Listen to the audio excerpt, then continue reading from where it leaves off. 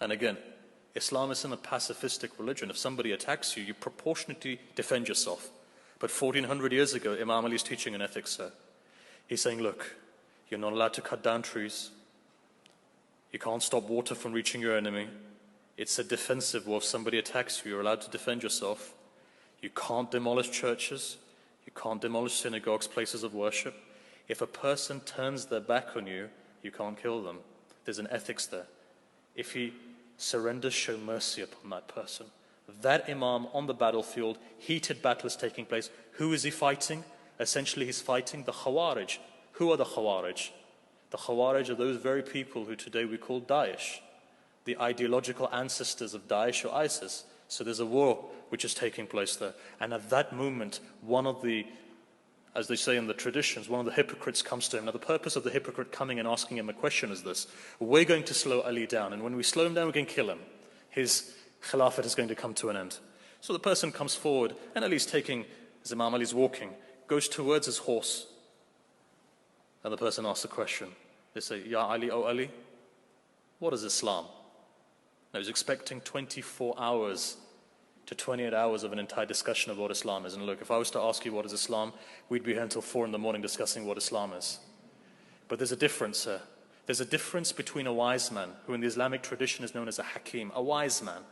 What is the difference between a scholar who has knowledge and a wise man? The scholar expands knowledge. A wise man takes an ocean of knowledge and puts it in a pile.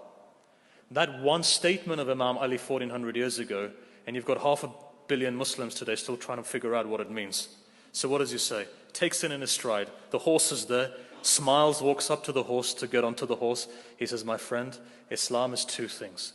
Your duty to God and your duty to humanity. And that's it. The person looks up stunned. It's duty to God, duty to humanity. This is correct. But what does that mean? Islam, therefore, if you go back to Imam Ali and follow the teachings of Imam Ali, is twofold. Your duty to God, your duty to humanity. What is humanity? Humanity is the diversity that you see. It's not restricted to one person. It's not restricted to Muslims.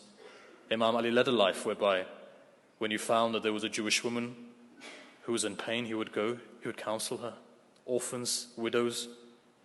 So one day when the Imam was walking onto the streets, it's phenomenal, at night time, one of his companions comes. He says, Commander of the Faithful, what are you doing at night time? He replies, he says, I'm going to give food to people who are impoverished. So the reply comes, says, well, why don't you call them to your house?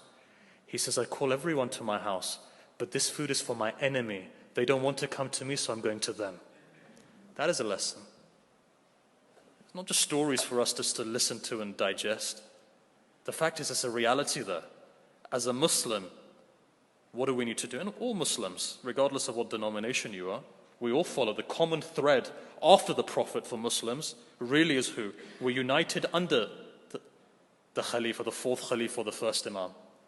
It's a unity there, right? It brings us together after the Prophet. If there's anyone who Muslims come together on, it's Imam Ali.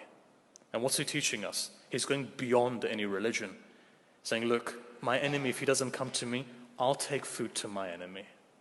And that's something that makes a difference. So here,